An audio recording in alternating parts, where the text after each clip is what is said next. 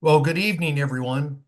Thanks to coming to building a strong LinkedIn profile, sponsored by the Addison Public Library and myself.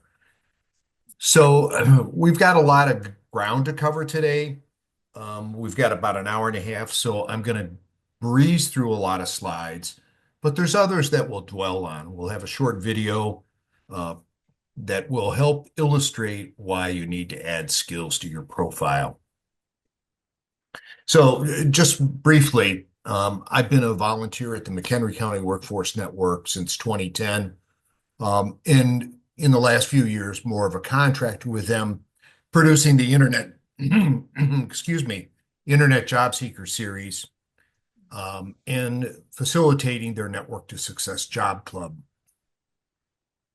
I have a blog. It's primarily used to keep people up to date with my upcoming presentations because I do these presentations for other job clubs and libraries as well. One thing about LinkedIn, I'm a long-term user and have been using it since 2006. Now, for today, on the last slide, my contact information's there. Feel free to connect with me on LinkedIn. And for tonight, this is an interactive webinar. So if you have a question, feel free to ask. Just unmute yourself and ask away. Now, when we're looking at the different slides, you'll see some red arrows on the page, and that's the topic I'm really focused on. And if you get lost or not sure how that works or where it's at, please speak up. The library is going to record the event. You've actually heard it start recording. And the PowerPoint is available on SlideShare. And if you'll note, that little tiny CC URL in the lower right corner is the actual link to the presentation. And there should be a link, I think, in the chat if you look at the chat as well.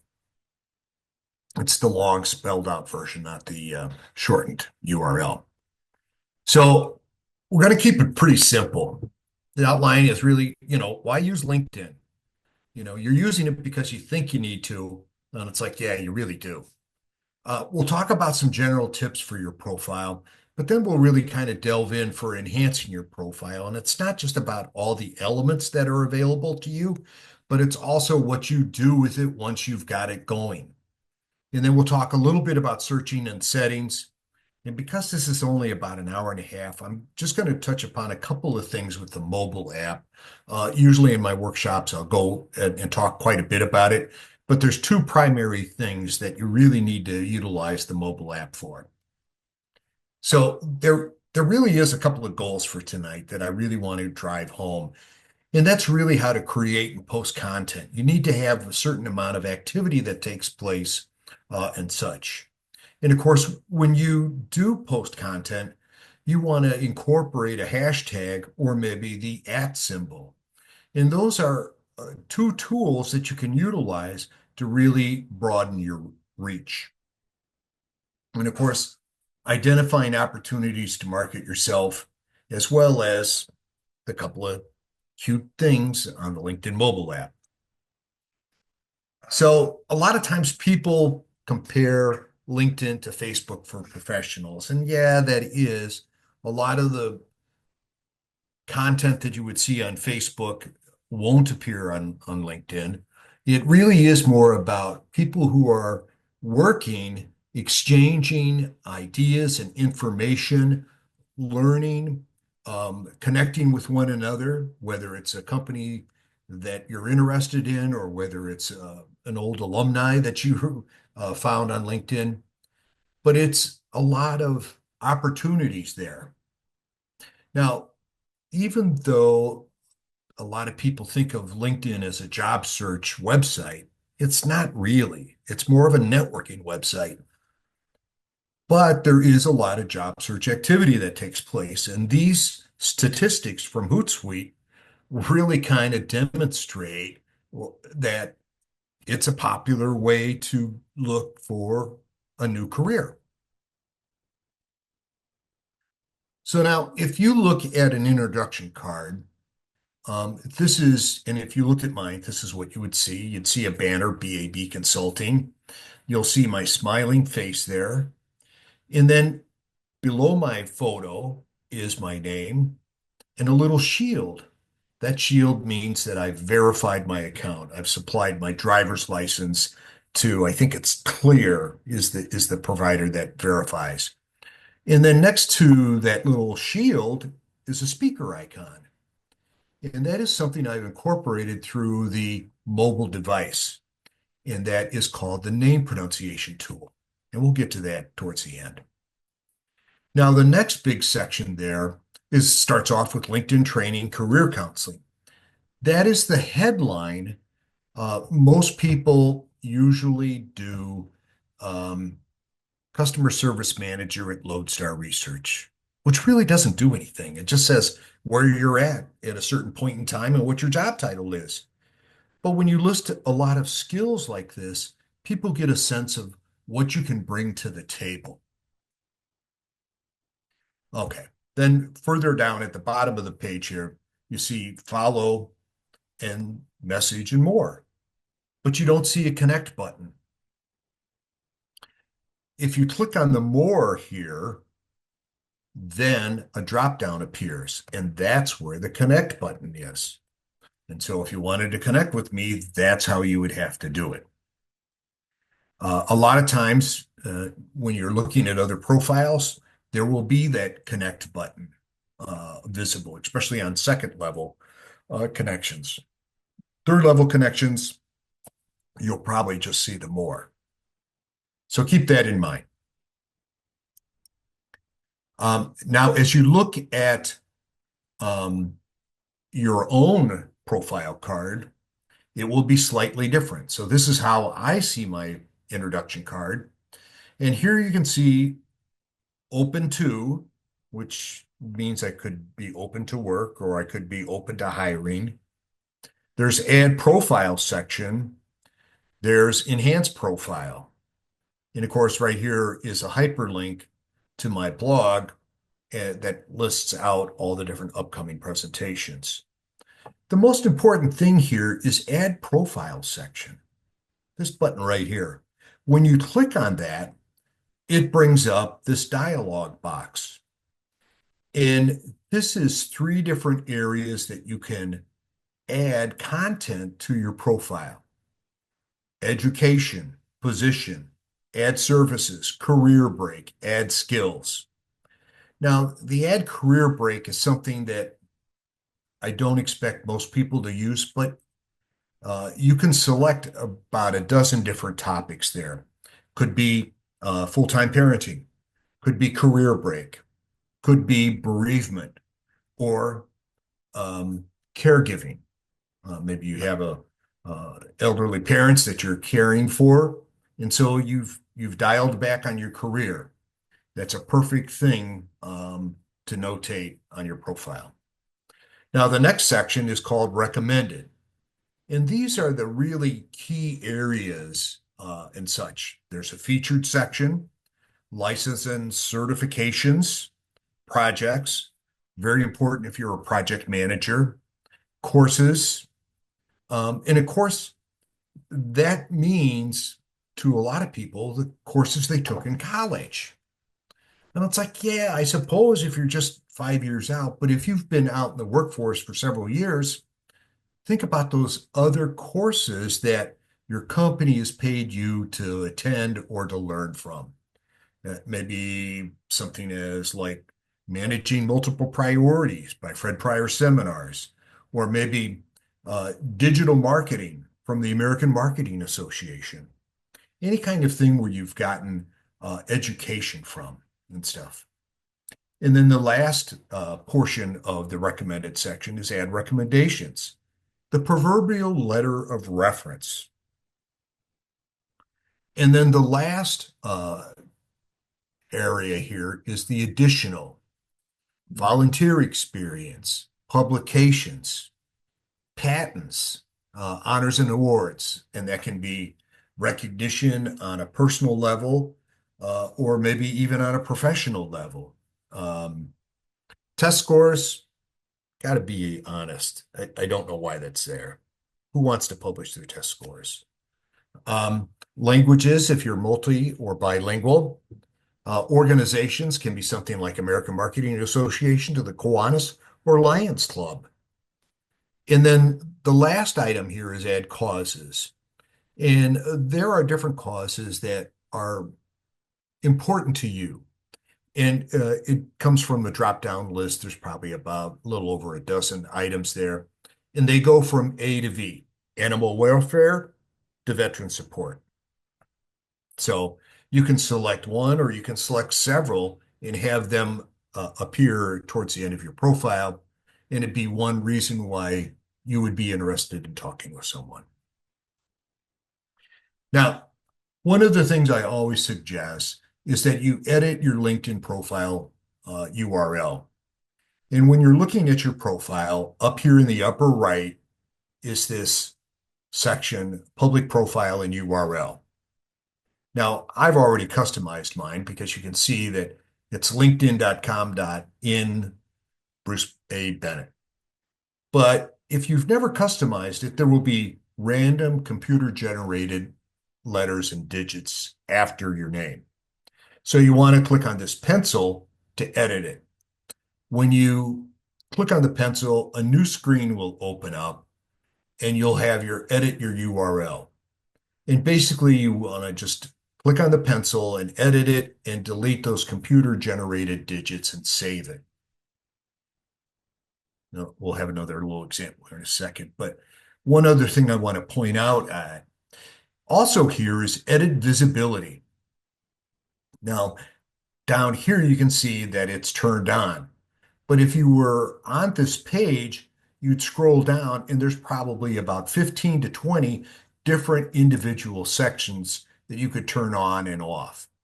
So it's not unusual for somebody to inadvertently turn off people seeing their last name or their profile photo. So you definitely want to be visible when you're on LinkedIn. So you edit your custom URL, you delete the digits, and then you end up with a nice, succinct, clean URL.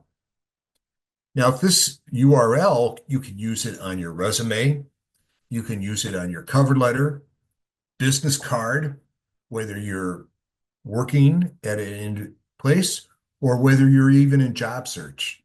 Go buy a couple of 250 business cards at Staples or Office Max. You can create those for yourself. Also, job applications. A lot of times they'll say, do you have a website? Well, yeah, I do. Here's my page. But most importantly, you've gone to the trouble of creating your LinkedIn profile. Add the link to your email signature. Make it easy for people to find you. And again, check your profile's public visibility while on this page. Any questions so far? All right. If you do, please unmute and ask away. So one of the things that you can do to distinguish yourself is to add a custom banner. Now, many times when you just create your profile, you have this plain green multicolored banner. Doesn't really do anything. Think of it as a billboard driving down the road and you see something and it's blank. So what? But the minute that you add some text or an image there, your eyes hesitate and look and try to absorb it.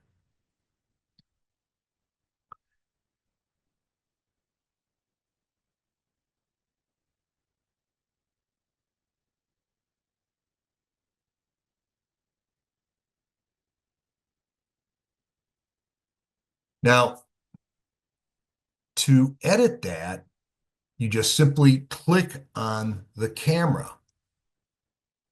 And when you do, this screen pops up. And you can upload a photo from your computer, or you can use one of their custom images. They have over a couple of dozen now. I still think of these as generic or spam-like banners, but I'm thinking the photo that you upload should really be relevant to your image or brand. You know, what is your profession? So like if you're in accounting, maybe some ledgers, um, any number of different things. Now, when you upload the picture, there's a lot of editing that you can do. So you can literally take a photo of a couple of people and crop it so, that there's just a small banner, landscape size photo. And of course, when I say relevant to your industry or profession, where do I get something like that? A lot of times people will use their company, or sometimes they can go to Google Images and search for something. So here I was searching for engineering banner and came up with some. Now I also selected tools here and did Creative Commons licenses. So I don't want to step on anybody's toes or use any kind of copyrighted materials. So, if you were an architect, you could even use this image down here of these buildings and stuff. Or maybe if you're a nuclear power plant worker, maybe this photo over here in the lower right with all these big dials might be appropriate. Another option you can do is a word cloud. That can also be created. And of course, you can use Canva or any other kinds of things. Um, there's a lot of different IA programs now that will do custom images. And you could even use that as a means of creating something for an engineering banner. And this is a word cloud generator that you can use, and such. Now, one thing I always suggest is that you pay attention to the contact info of your contacts and yourself as well, for that matter. If you look at the contact info that is on my profile, I have my customized URL here, several different websites, my blog, my podcast channel, B Squared Discuss LinkedIn. And then also here's where all my SlideShare presentations are, so that I share them with everybody as a resource. And my phone and my email is there as well. So it's easy to get a hold of me. You don't need to send me a note on LinkedIn. It's like, what's the email? Of course, you can always just instant message me too. Or even if you wanted to call me, what's your phone number? Well, it's right there in the contact info for you as well. So let's talk about building a compelling profile. Number one, that there are different levels of completeness of a LinkedIn profile, and you want to shoot for an all-star profile. And we'll delve into all of these points as we move through the presentation. And then you want a headline that's descriptive and accurate, not a title. One of the things that differentiates a resume from a LinkedIn profile is that you can have visual stimuli to engage the viewer or reader of your profile, as opposed to 2 pages of just plain text. Okay, maybe you're using an infographic resume and it's a little prettier, but that doesn't really work well with applicant tracking systems. The About section with a call to action. Sometimes people just have 2 or 3 lines on their About section. Well, in a resume, that makes sense, 3 or 4 sentences. But here with the About section, you can really provide a great response to tell me about yourself and really detail a lot about your capabilities. The skills section, it's very important to list skills within your profile. And we'll actually see a video about halfway through on why that's so important. You want to create relevant job search agents if you're in job search. And if you're not, you probably should be looking. There's that old standard joke. Once you've landed your new job, when do you start looking for another job? The next day. So, creating a post, sharing an image, writing an article, you want to have a certain amount of activity every week. using the hashtag and the @ symbol for better visibility on LinkedIn. And it works on other social media platforms too. So it's uh, a good thing. And then, of course, the recommendations, former colleagues or coworkers that can offer testament to your capabilities as an employee. And then last but not least, we'll cover the mobile app name pronunciation tool, which I think is really important. All right, all-star profile. As I said, when you first create it, you're just a beginner. And as you add more elements to your profile, you increase in size in terms of the intermediate, advanced, expert.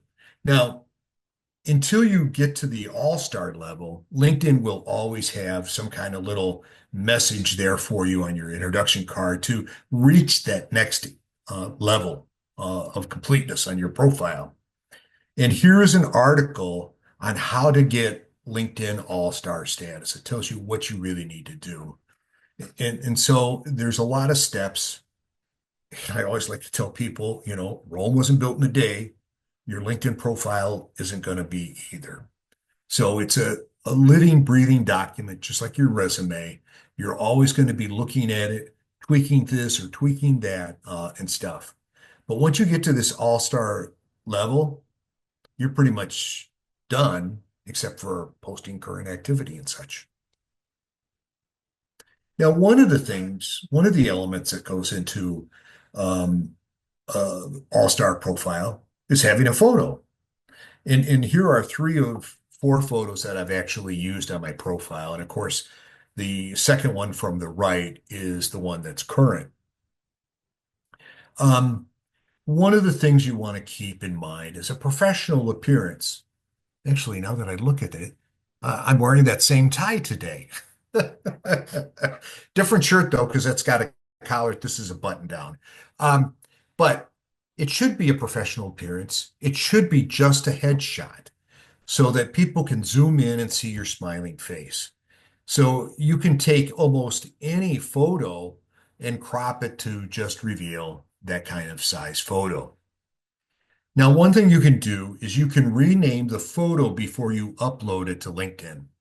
You rename it for search engine optimization. So that second from the left picture where I'm holding up a nice largemouth bass, I would rename that photo Bruce Bennett Fishing Guide.jpg before uploading it to my profile to market myself as a fishing guide. I'm not going to do that, but there are other people who have and done it, so to speak. The headline, that area, LinkedIn training, career counseling, you can have 220 characters. Now, I always suggest separating the skills with that pipe symbol. That's the one that's right above your enter key on your keyboard. Now, that's a great way to distinguish between the different skills that you can offer a company. When you take and list client service manager and Lodestar Research, well, that's locking you into a point in time and doesn't really relate to anyone the transferable skills that you can take no matter what company or what organization you're working with. 220 characters, you got a lot of space. If you don't buy into the skills section, and I get that, some people don't, then at the very least, you need to create a unique value proposition for yourself. Let me show you what I'm talking about. Here are two examples, one in blue, one in red. They both develop the same kind of thing, the old tired and stale B2B sales at M&O company. I don't know anything. You're in sales, big deal. But when you add a few elements to that statement, bilingual B2B sales professional at M&O company, now I got a little more insight. But when you develop it further, fluent bilingual B2B sales professional helping French and American companies expand their international presence. Oh, I get it. You're in marketing, you're in sales, and you're helping French and American companies. Maybe you're just going across the border to Canada, to the Quebec province, or maybe you're actually going to France or other countries throughout the world that speak French. Red is pretty much the same thing, but it's a slightly different because he talks about being an internet marketing expert, looking for new business partnerships that need help with marketing. And he closes with a call to action. Let's connect. Doesn't get any easier than that. So, any questions on the headline or photo or anything we've covered so far?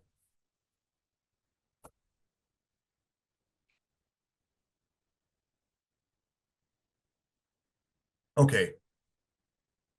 Add media for visual stimulation. Distinguish it from a plain resume. So here is an example from my featured section where I've shared a few documents. Um, the two that are on the left are basically presentations doing for some libraries. In fact, the job search over 50 was for Matt in the Addison Public Library last fall. I've updated it, haven't updated the slide. And of course, here on the right, there's a photo op of me actually conducting a class at the McHenry County Workforce Network. So there's all kinds of different things. Now you can use any kind of example, a work document, um, some creative material that you've designed, a photo op. I'm showing a classroom. Maybe you're staffing the booth at a trade show, or maybe attending a dinner. And you simply use the plus symbol to add an element or image there or document. And then you can use the pencil to edit the existing content and move it and such. So if I add another thing, I'm going to want to move this picture over to the left and stuff so that that's front and center, or at least front and visible. Now, aside from the featured section, your work experience is the other main place where you can add those things. So here is a certificate of appreciation from the Barrington Career Center for 2 years of volunteer work with them. Um, Here's another photo op of me doing a presentation at a library, pre-COVID times, I might add, and such. So it's easy to incorporate different examples, writing style. It all depends upon what you do. But many times you have a few photos stuck on your phone of maybe some coworkers or being at work. Any of those things can add to your profile. Now, here's where we get a little bit more detailed. The about summary. Again, this is something that, you have your career summary or profile summary on your resume, 3 sentences, maybe four, five if you're 40. But this section here can be much longer than that. You got 2,600 characters. Use them. Now, the first paragraph should be about your skills, you know, uh, job titles that you've held, some little tidbit about your work experience or where you've worked, or your passion, what drives you. Um, a second paragraph can be of how you've added value to a previous employer, maybe providing some metrics. Tell a STAR story. If you're not familiar with STAR as an acronym, it's situation or task that you're faced with in the workplace, the action or approach that you've designed or implemented, and the results that you've produced. Very simple to do. Doing a couple of those really solidifies in the reader's mind your potential and how it might work, how you might work in their organization. Final paragraph can be how you can solve a company's problems, maybe identify pain points, or you can talk about what you're seeking, or where your passion lies. You want to close that section with a call to action. Let's connect, contact me, call me if. But most importantly, when you go to edit this, you want to incorporate the new logo and include your top 5 skills. I don't think I have the example here on my page. So let's go to the real world and look at my profile.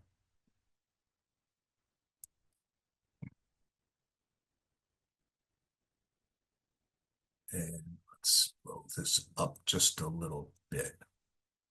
All right. So when we come down to the about section, you can say, oh, here it is. It's just 3 sentences. No, it's a little longer than that.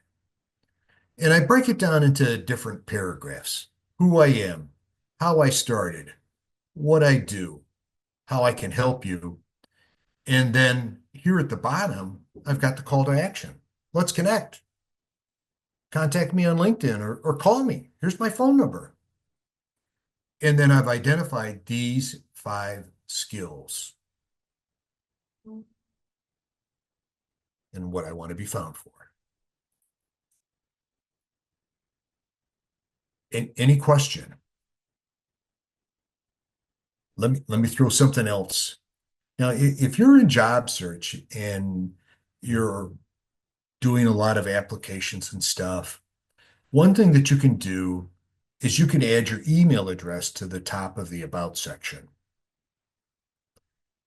And you can post your 2-page resume in the featured section and maintain it as the first item on the left.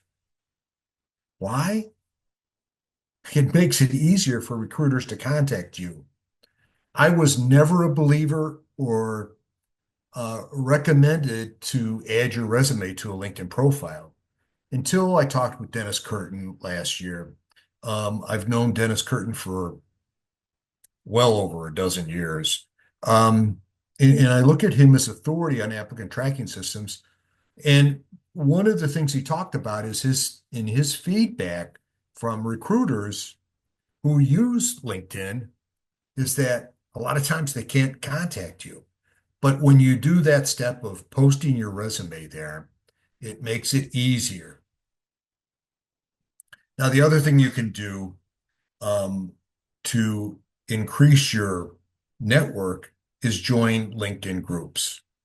And, when you join like the Linked Chicago group that has 118,000 members, well, you're increasing your second level network by 118,000.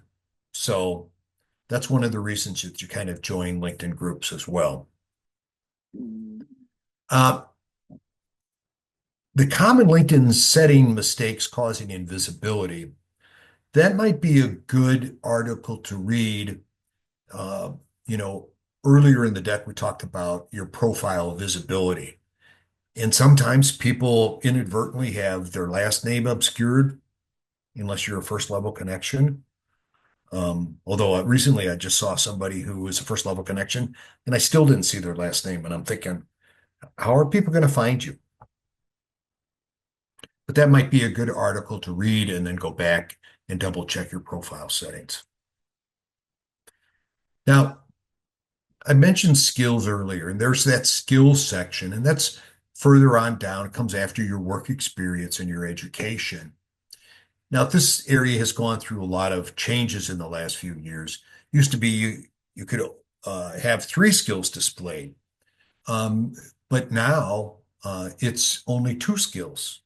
Now, in this example, you can see down at the bottom of the page, show all 62 skills. So somebody could go and look and see the skills. But more importantly, the 2 skills you want to be found for the most should be listed here. And they're not in this case. So I want to go and edit those skills and bring up LinkedIn training to the top. Now, there's also the ability to have 100 skills. And if you only have 10 or 20 or even 30, you need to revisit this section and add more skills. And you do that by clicking on this little plus symbol. When you do, the screen changes to something like this where you can type in a skill. If you type in customer, a drop-down list appears, and there are a lot of different choices. You can see here on the scroll bar, it goes down.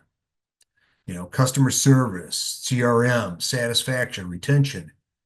Well, you could probably, if you're in customer service, you could probably add almost all of those. Maybe not insight unless you're into marketing research, but easily those top five or six. And you want to include things from the top of the list, not at the bottom, because the things at the top of the list are going to be more widely searched for than ones at the bottom. Now, the other option, instead of typing something, is LinkedIn will always make suggestions based on your profile, all the different data and information that you've provided. So here is an example. I can click on presentations, and that will then take me to the next screen where it will say, well, where did you use this skill? And I can select several different job experiences that I used presentation skills. Um, VP of Client Services, account executive, senior vice president. I used presentation skills a lot. So you can do that for all of your skills.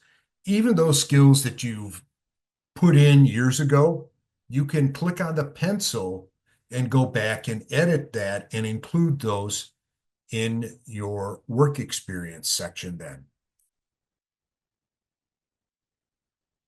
Now we're going to edit things, the skills. So we've clicked on the pencil, and this will be the screen that you see.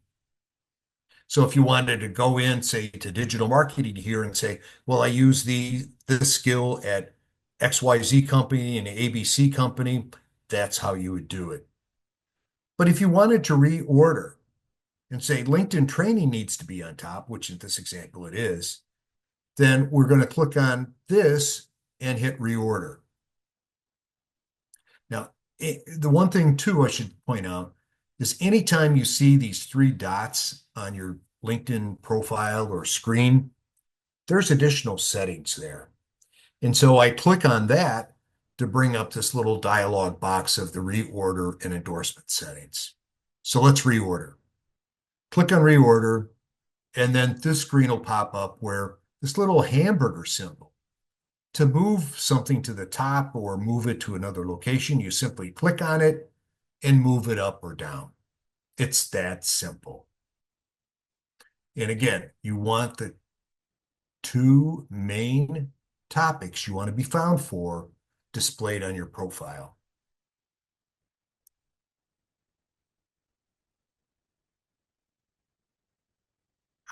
This is out of order.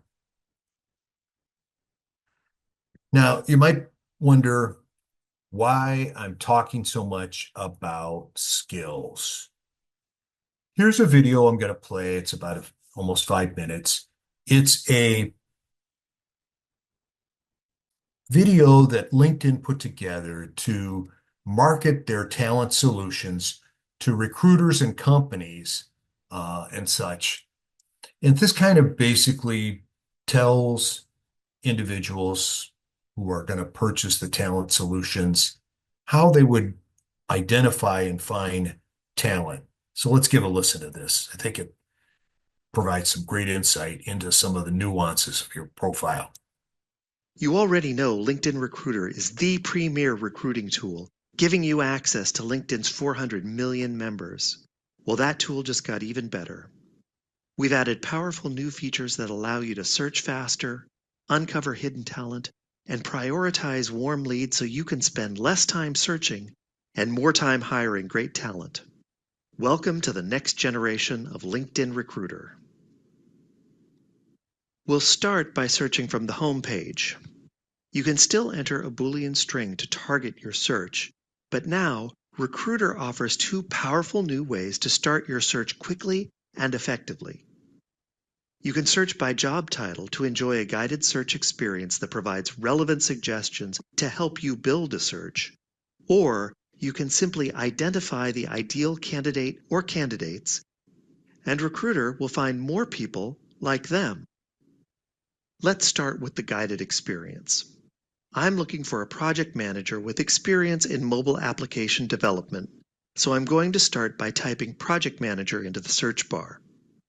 As I type, Recruiter anticipates what I'm looking for and suggests possible titles. In this case, I'll select Project Manager. Once I've selected a job title, Recruiter prompts me to enter or select a location. I'll select the San Francisco Bay Area, and now I'm prompted to further refine my search by selecting relevant skills. When I click in the entry box, I see a suggested list of the top skills for LinkedIn members with this job title. I'll select PMP and Project Coordination, but I don't see mobile app development. No problem, I can enter that manually. That looks like it'll give me a good start, so I'll click Go. As you can see, the search results page is a cleaner, more open experience. I have the most commonly used refinement filters on the left, and I can easily refine my search by selecting terms from the provided suggestions or typing in my own. To remove an entry, I just roll over the option and click the X. As I add or remove terms from my search, the suggestions will adjust in real time to offer the most relevant terms. For more refinement options, I'll click View More at the bottom of the search filters to access the complete list of advanced search filters. I'll add bachelor's degree under the degree filter, click Search, and now the degree filter has been added to my list on the results page. You may be wondering where your recruiting tools are. They're still there. We've just hidden them to make the page easier to read. To call up the recruiting tools, just hover over a candidate of interest. If you want to save your search, save a custom filter, or access search insights, click the ellipsis drop-down at the top of the page. To help you spend your time where it matters most, we've introduced spotlights at the top of the page. Spotlights allow you to focus on the warm leads who are more likely to respond favorably to outreach from your company. You can view candidates who have first-degree connections with your employees, are past applicants, or who are already engaged with your talent brand. These are the candidates who have shown interest in your company on LinkedIn by following your company, or by liking, commenting on, or sharing a company update, and they are twice as likely to respond to your email as other candidates. Click the arrow to access even more spotlights, including who your competitors target, who's been in their role for a while, and who already has recruiting activity with your company. Now, sometimes I can't put my finger on the exact attributes that I'm looking for, but I know someone who would be perfect for a job. For example, Carrie is one of the best project managers we have. If we could clone her, we'd be in great shape. Well, I can't clone her, but I can do the next best thing. I'll enter Carrie's name, and if I want to get an even more targeted candidate, I can add more names to the search field, but for now I'll just start with Carrie and click Go. And now I get a list of candidates with the same job title and skills as Carrie, and who work for companies and in industries that are similar to Carrie's. And Recruiter shows exactly the criteria it used to perform this search, so I understand my starting point and can refine the search by adding or removing attributes. I can then use the spotlights to zero in on the best possible set of candidates. We hope that you are as excited as we are. We'll skip the rest of the commercial, but I think you get the point about why it's so important.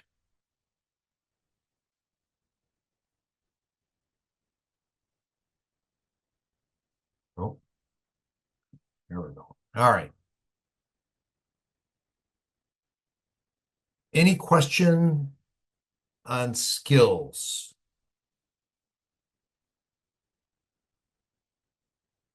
One last point. Now,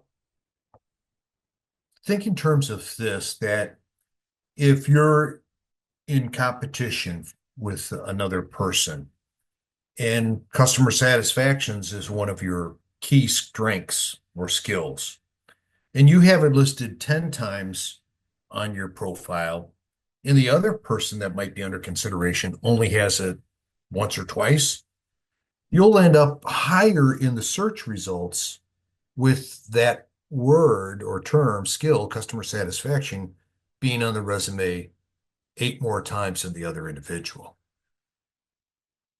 So one thing that you can do to increase that verbiage of customer satisfaction is to put it in your headline, put it in your about section, put it in your featured section, put it in your work experience.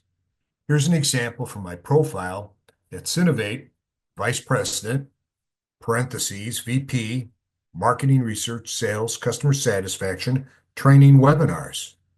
Those are some of the key skills I used in that role. And there's customer satisfaction a couple of times within the bullet points, in addition to being there are several other locations as well in my profile. So it's important to use. Now, I hate to go back, but I will go back. I thought this was out of place, but it's not because we're talking about editing skills and endorsements. Move this, drag that. But the other section for that is endorsements.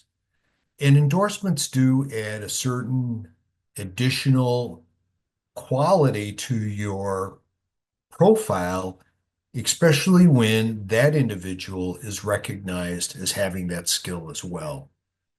So you want to include endorsements. And that goes back to this page here, where you've clicked on the ellipsis and brought down the reorder and endorsement settings. So check your endorsement settings and make sure that you're willing to be endorsed. Include me in endorsement sections to my connections. And hey, show me suggestions to endorse my connections. All right. Let's talk job search just briefly, because that's not the main intent of today's session. But, you know, here we're on the jobs tab. You can put in a job title, a skill, or a company. You can be very company specific, a location, even by zip code.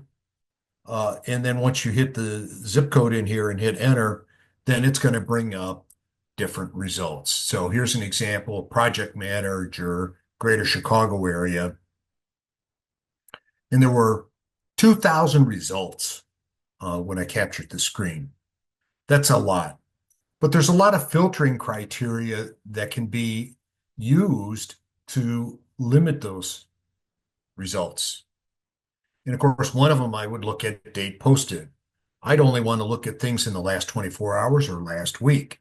I don't want something that was posted 3 or 4 weeks ago or longer. Another thing that I might look at is whether it's a remote, hybrid, or on-site. But when you click on all filters, there is a lot of different capabilities to narrow your search. Once you have those parameters all set, you can create a job alert by simply switching this little tab over, and then you'll actually have a alert that you can receive daily or weekly. It can be emailed to you. It can be popped up as a notification when you log into LinkedIn. But anytime that you're on LinkedIn, you can always go and look at the alert and see the latest results. You don't have to respond to a note. Most of the time, you'll see that it's apply, which will take you directly to that company's website. And there you'll probably be interacting with their applicant tracking system, which is beneficial. So much so that the other option is to use Easy Apply. And I always encourage people to go to the company website and see if that position is listed there. If so, use the company website to apply and not the LinkedIn Easy Apply. Bottom line is the Easy Apply, LinkedIn will send their client a PDF of your resume and a PDF of your LinkedIn profile. And that's even if you gave them your resume in Word.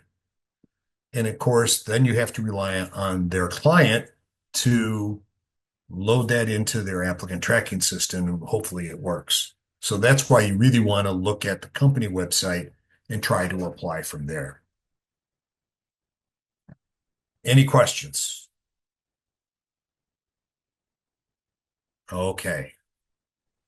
I'm sorry, Bruce, it's Karen. Yes, Um, Karen.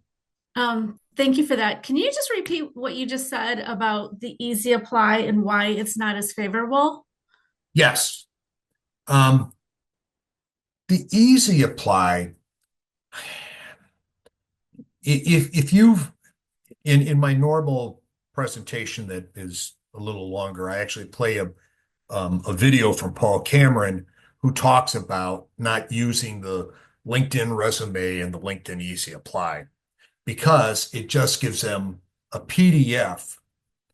When you interact with a applicant tracking system for a company, you can be reasonably assured that your information and data was parsed accurately, as opposed to somebody at that company loading or scanning it in, and maybe it gets parsed, such. Does that make sense? Yes, thanks. Don't tell me that. I heard some real hesitancy in your voice.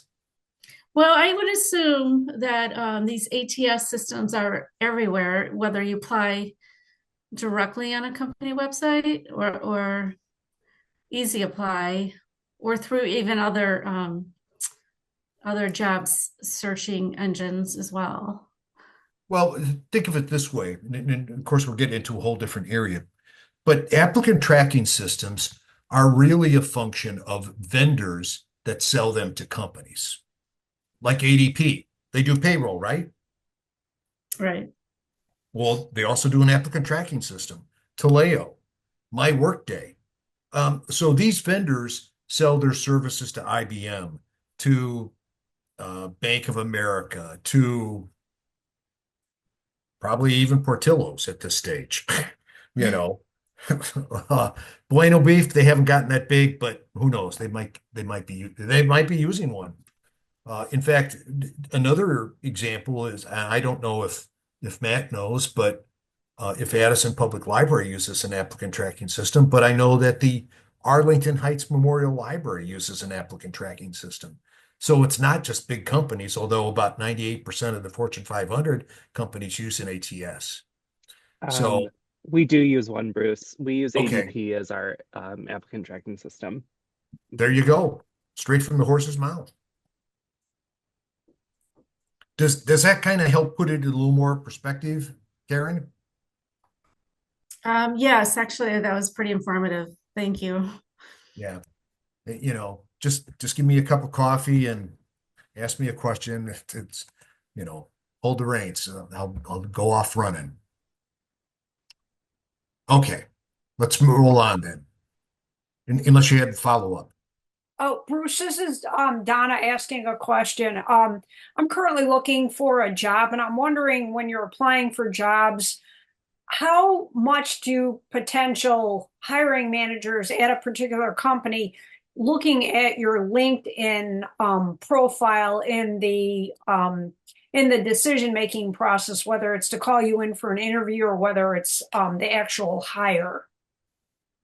As opposed to recruiters. At recruiters, I think that's a different area, but I'm speaking specifically of, you're trying to get through the applicant tracking system at a specific company, like with the human resources director or whatnot.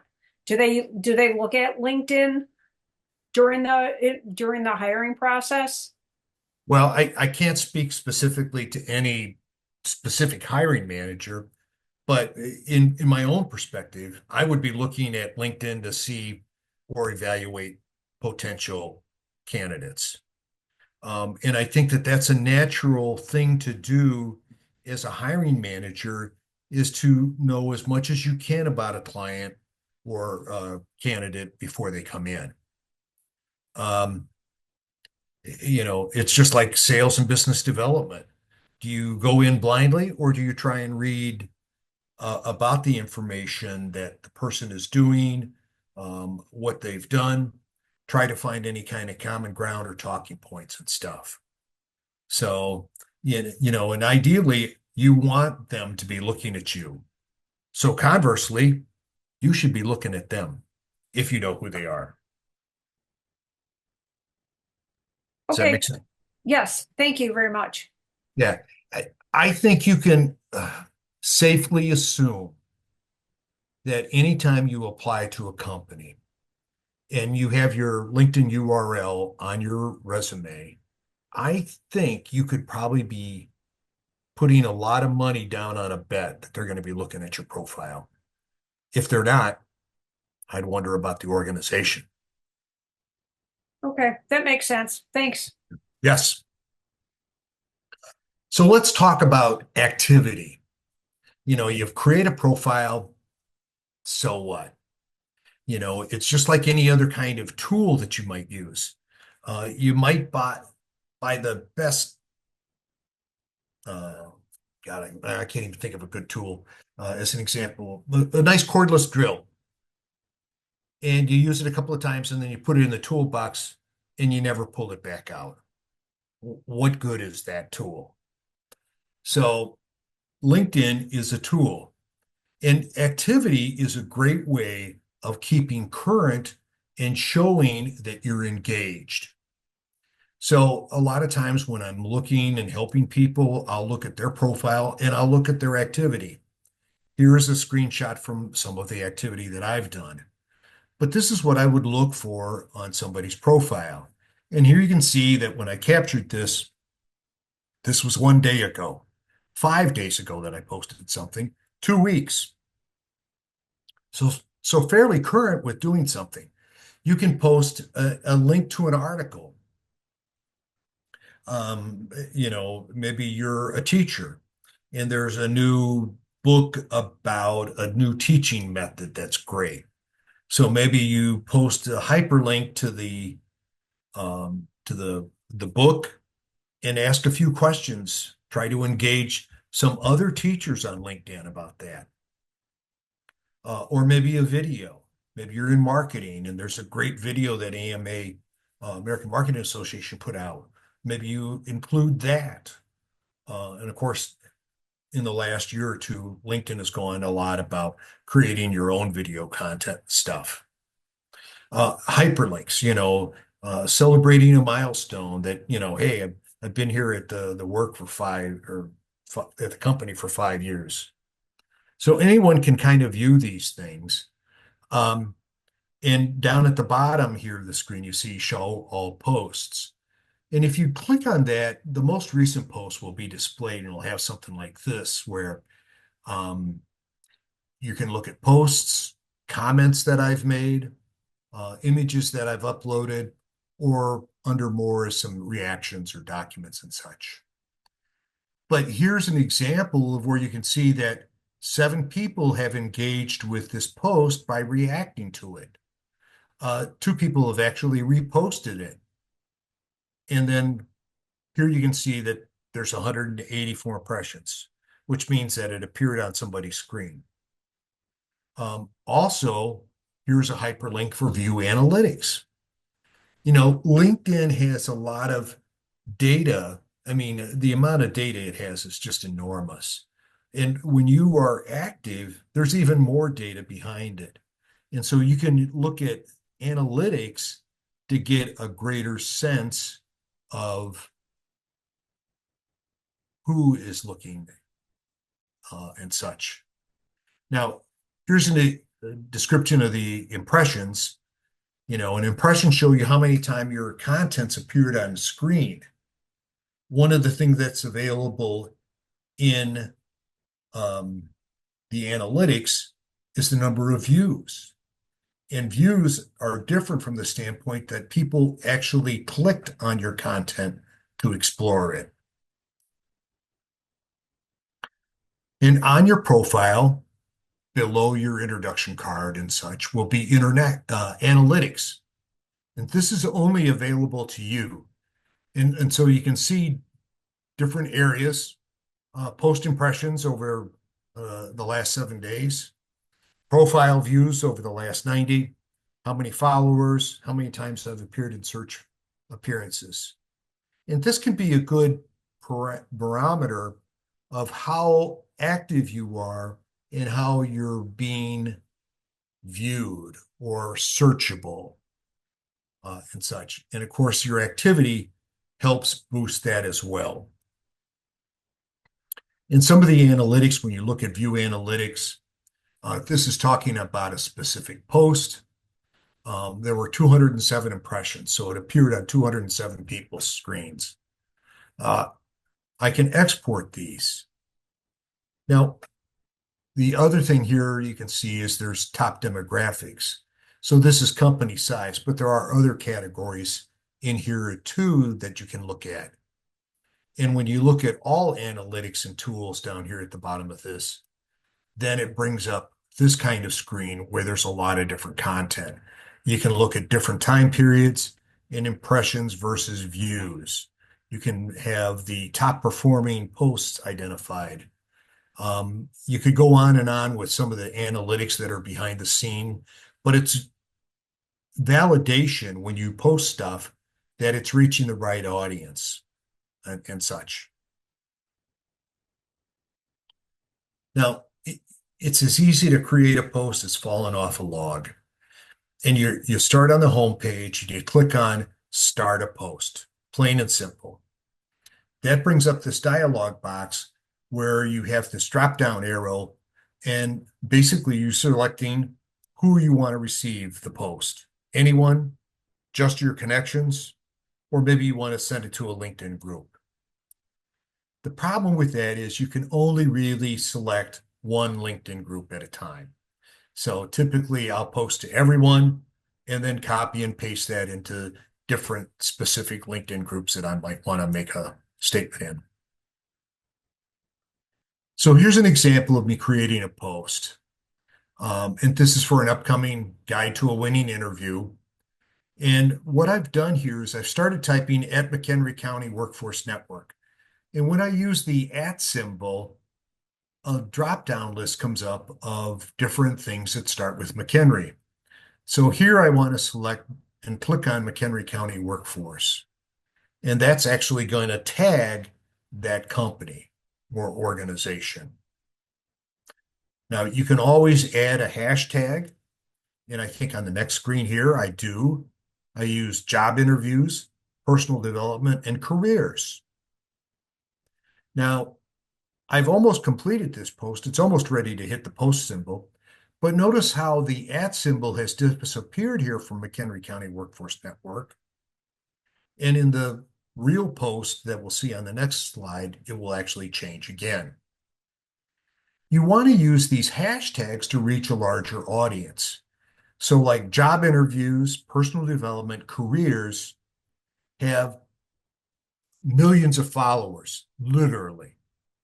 And so by adding those 3 hashtags, I'm potentially pushing this message out to 50 million more people than just that I'm connected to. So this content's ready to go. I've got an image here. I hit post, boom, it's out there. Well, now you can see that this has changed. This is hyperlinked, as well as the different hashtags that I've used. And here's the link for the actual registration. It's that easy to create a post. Now, if you're like me, I'm not perfect. I make mistakes. And I'll look at a post, see that I did a typo. I'll pull the post back up. I'll click on the 3 dots, the ellipsis, to bring this dialog box up. And here's where I can go in and edit the post and correct my typo. And of course, I don't use my mobile phone for posting too much because of the autocorrect that is so overpowering on my mobile device. It's the only way to describe it. Now, one of the developments in the last year or two is that you can actually schedule your post for a later time. So when I have a series of webinars coming up for May, it's not unusual for me to go to the end of the month of April and set up 4 or 5 posts to pop up several days before the actual webinar. I go to create the post, but here I click on the little clock to schedule it, set up the date and time, create the post, and then click on schedule. And I don't have to think about it ever again. Very simple. The hashtag is really a powerful tool. You use it to reach a larger audience. It really gets you more visibility on LinkedIn and other social platforms if you use it. For me, an appropriate use might be LinkedIn tips, which means that those individuals following that hashtag have it appear in their feed. Now, the other thing too is enter hashtag to find articles or people that are about it. So if you used marketing, hashtag marketing, you'd find a lot of articles about marketing and probably a lot of people that have marketing in their background. The big key here, though, is how do you know how many followers a hashtag has? You can use this tool here. It's a Chrome extension. This is a hyperlink to it. And it looks pretty much kind of like this. Here's the actual little icon on my toolbar. And I can put in networking here, and it'll identify that networking has 3.5 million followers. Or I could put in marketing, and that number is like 20 million. So there are a lot of different things. And so you can look for terms that would be relevant to your industry. But keep in mind that sometimes there's variations. AI doesn't have as many followers as artificial intelligence. Careers has way more followers than career. So sometimes you need to play with the word a little bit. Now, tagging using the @ symbol really is a good way of calling somebody out. Like I could tag Dennis or Bruce, or I could even tag the Brunswick Corporation. And the thing that's great about the @ symbol and the hashtag works with all kinds of social media. Here's an example where I've started, and here's hashtag artificial intelligence. And I've started to type in Bruce's name because I was going to use Bruce Bixler. I was forwarding or reposting his article here on AI. So as I typed in @Brew, all of a sudden the Bruce's that I'm connected to pop up, and I just click on Bruce Bixler. And notice how his name is here on his profile versus how I'm typing it. Once I clicked on him, now all of a sudden my typing gets changed to uppercase because that's how he has it on his profile. Once I post this, his name becomes a hyperlink. So people could click on his name and go to his profile. Bruce gets a notice that I've actually mentioned him on LinkedIn. So he gets notice and can read or comment on this and such. And also, if somebody was following AI, they could click on AI here and see a lot of different articles and posts about artificial intelligence. That's a lot. Anybody have any questions about posting activity?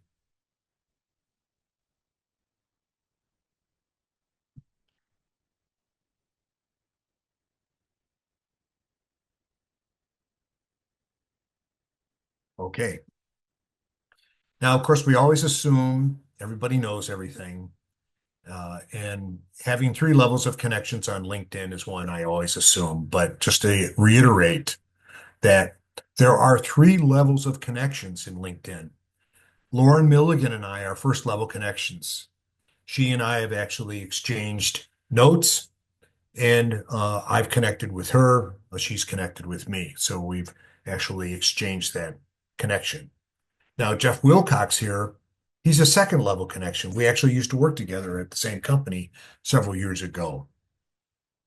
He has 376 connections. I think we share about 35, but we've never officially exchanged notes on LinkedIn or asked to join or invited him to be part of my network. And then lastly, there's the third level of connections where there's no correlation to you with that individual. Now, you want to build your network, There's no magic number, but you do need a certain amount. LinkedIn's always going to suggest people in your industry, from your alma mater, similar roles, you name it. Typically, when you look at your network tab, there'll be stuff like this, people you may want to connect with. So here's an example, former coworker Frank. I put a big red X through this connect button because you don't want to use that here. If you do, it sends a generic spam-like message. What you want to do is click on his name or his photo, bring up the profile, and hit the connect button here. And when you do, you have an option to add a note. Even if you know the person, you've known them for years, add a brief note. You only have 200 or 300 characters. Otherwise, if you just hit the send, it's a generic spam-like message. So here's the note that I sent to Frank. It's been years since the Market Facts Innovate days. Appears you've done well in the following years. Let's connect. Well under the 200 characters that is now the standard for free account. Hit send, and then within a day or two, Frank connected. And actually, it was great to renew that connection. Again, here's a third level connection. Click on the more to connect with him. Recommendations. This is probably one of the little utilized sections that could be more prevalent for your profile. This is a testament. People writing a short note, paragraph, sometimes a couple of paragraphs. And it can mean quite a bit to a potential employer when they can see that somebody is validating your work. It's instant credibility. It's great to have. There's no magic number. 1 or 2 is better than none. 3 or 4 is better than 1 or 2. But if you have to go for 200 or 300, then I'd say consult a psychiatrist to deal with your issue. But anyways, one thing that you can do is you can take a quote from your recommendations and add it to a work experience. Something like, oh, and Lisa said that, and quote, and then see the full quotation from her, see the full recommendation from her in the section below, that type of thing. Now, how do you do a recommendation? You click on the plus symbol and you want to ask for a recommendation. First off, you identify who it is. I'm going to use Fred. Well, all the Freds here are listed. And I'm going to click on Fred Johnson, hit the continue button. How do I know Fred? What was my position at the time? And here's the generic spam message. Would you write a recommendation? Well, I'm going to customize that. I'm going to say, hey, would you write a recommendation for me? If it's great if you have an idea or topic to comment on. If not, you could talk about this. Give them an idea. Click send. Once you send that off, they get it. They'll either write something for you and send it back to you, and then you have the chance to review it and approve it, or maybe they made a couple of typos. You want them to refine it.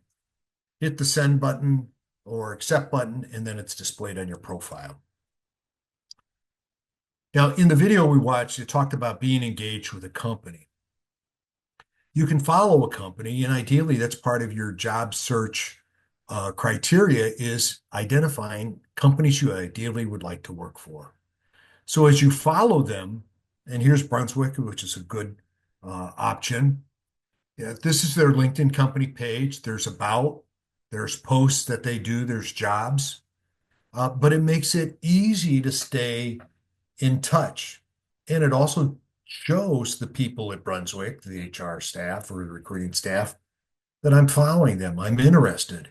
In fact, even on the page, right below the About section, it's, hey, you interested in working with us? So you can let them know, plain and simple. And then lastly, they have a lot of different activity. Brunswick is very productive. And you'll notice that a number of people are reacting to their messages here. And when you think in terms of that video, it stressed that people who are engaged with your brand are more likely to be a good candidate. And of course, engaging is liking, commenting, or reposting. If you comment, use at least 10 words. Same thing with reposting. If you're only going to use 8 or 9 words, don't even bother. Make it at least 10. The algorithms will pick that up. Now, also with a company, many times they'll have job listings. And I've seen Brunswick, which is an international company, have as few as 200 some to as many as 700. It's a global company, so there's a lot. And you can create your own job search agent for them. And again, they're listed, so it's easy to find those things. Now, who's viewed you is on the analytics. And this is a quick hyperlink, and you can click on that, and it pulls up who's viewed you recently. You'll have this little dialogue, and then below that will be who you can view. Now, with a free account, you see the 5 most recent people. If you have a premium account, you're paying the extra money, you'll see everyone in the last 90 days. However, people who want to remain semi-anonymous like this or this, you won't know, even if you pay the extra money.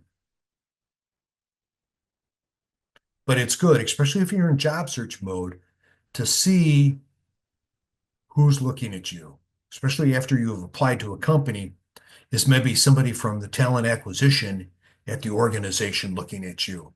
Well, maybe they're anonymous, but at least you know that they were looking at you.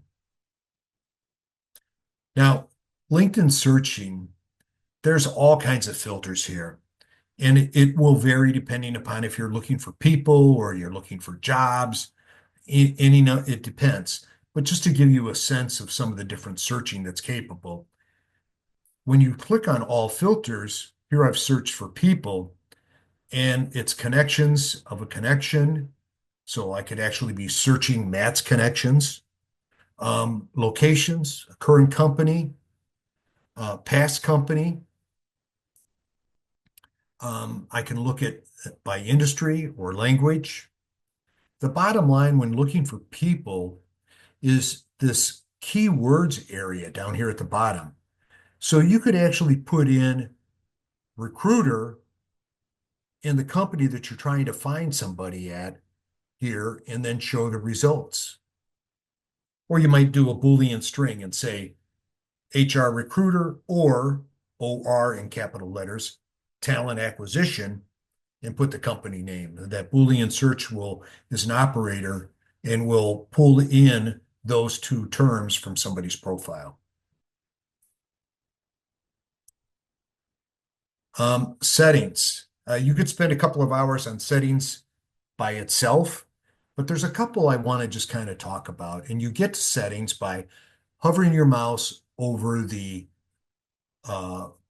icon of your photo and click on settings and privacy.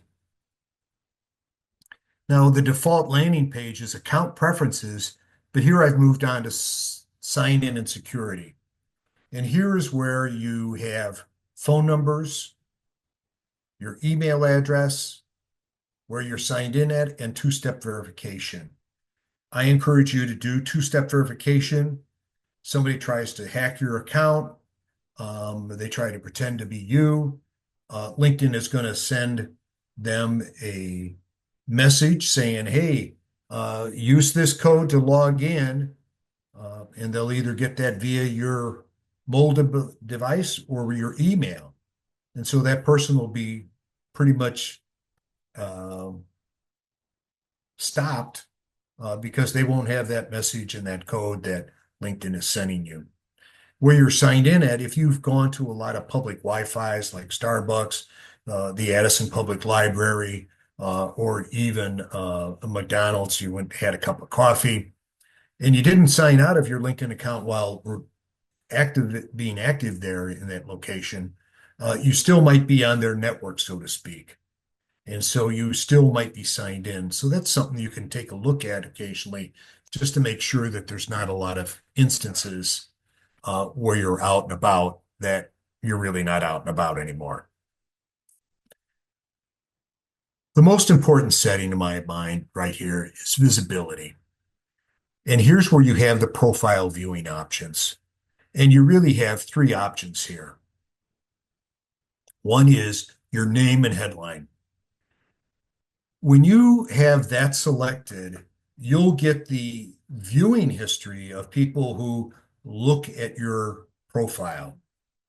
If you switch to the private or either of the private modes, you disable who's viewed your profile and it erases your viewer history if you have any.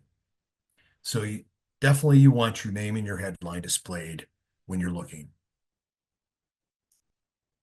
Now, if you really want to know how you stack up against individuals who are of similar interest and stuff, you can go to your social selling index and discover that. This is a hyperlink for the social selling index. And maybe you're not selling anything, but it will demonstrate or illustrate how active you are on LinkedIn.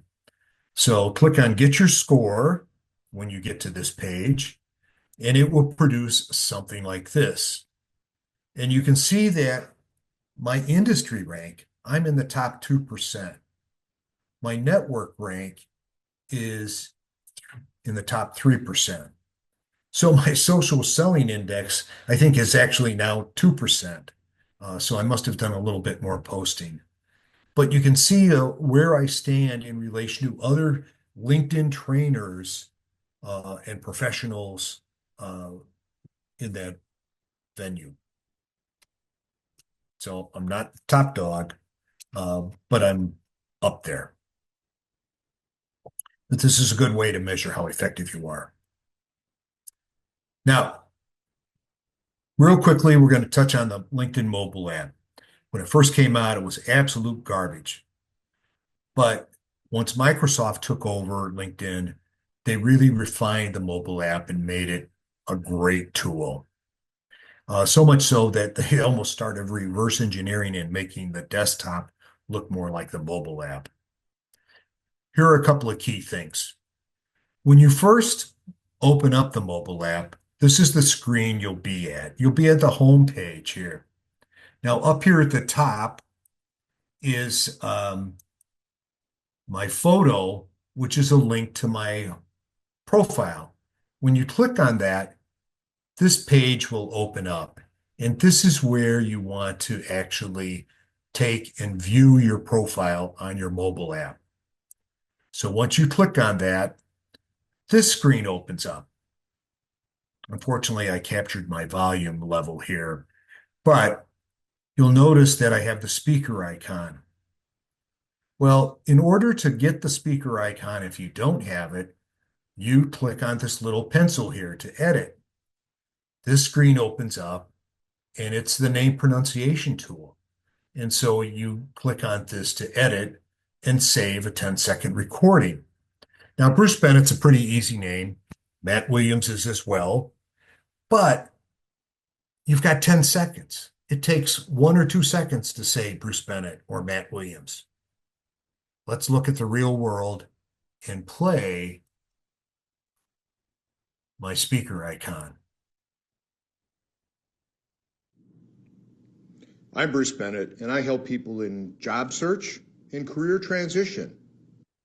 So yeah, you've got 10 seconds, you say your name, but why not take the extra 8 seconds and provide a little tagline, giving the individual who's looking at your profile a little more insight.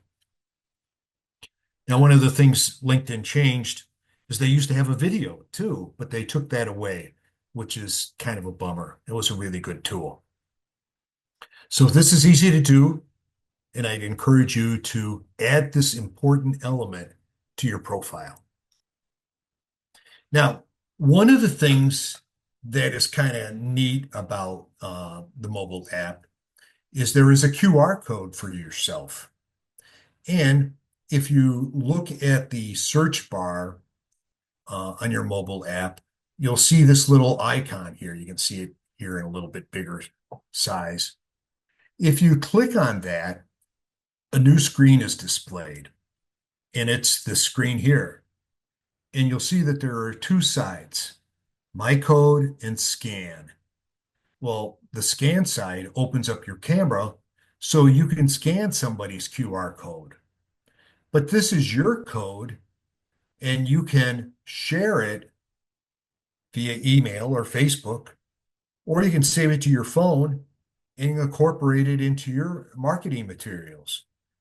You could put it on your resume or your infographic resume if you so wanted. Perfect use of the QR code and an infographic resume. QR codes are so common today. This is a really hidden thing. It's been out there for several years, and I'm willing to bet no one else on the call knew about it. I'd put big money on that, at least $10. All right. I mentioned I do a lot of work with McHenry County Workforce Network. Uh, you can get personalized assistance. This hyperlink here, Career Workshops and Services brochure for May, this lists all the different events that are coming up that are sponsored by the Woodstock office. A lot of them are virtual, some are in person. And then here is my upcoming schedule. LinkedIn for your job search is tomorrow. LinkedIn strategic guidelines, and then resume cover letters applying online will be in early May, and then followed up with guide to a winning interview. Those are the 4 modules of the Internet Job Seeker series. And then in mid-May, I'll be facilitating the Network to Success Job Club, and boost your job search by volunteering will be the topic. And with that, I finished in an hour and a half. That I deserve accolades.